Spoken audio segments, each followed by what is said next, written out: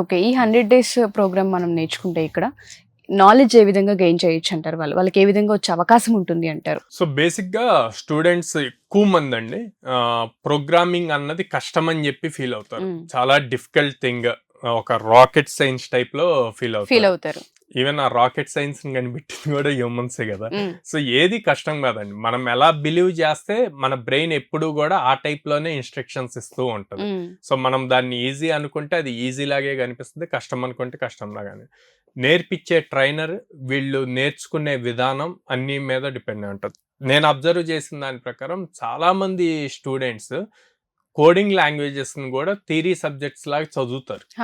ఇది ఎక్కువగా ప్రాక్టీస్ చేయాలి. సిస్టమ్స్ లో, ల్యాప్టాప్ లో ప్రోగ్రామింగ్ రాస్తూ ప్రాక్టీస్ చేస్తేనే అది వస్తుంది అనమాట. ఈ ప్రాక్టీస్ ఇప్పుడు దీనికి సింపుల్ ఎగ్జాంపుల్ చెప్తాను. మనం చిన్నప్పటి నుంచి మాట్లాడతాము.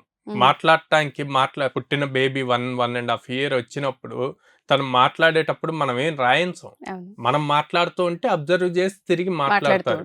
అట్లాగే ఇక్కడ మీకు ప్రోగ్రామింగ్ రావాలి అంటే తిరిగి ఆపోజిట్ లో మీరు ప్రాక్టీస్ చేస్తూ ఉంటే ఆ లాజిక్స్ వస్తూ ఉంటాయి, చదివితే రాదు.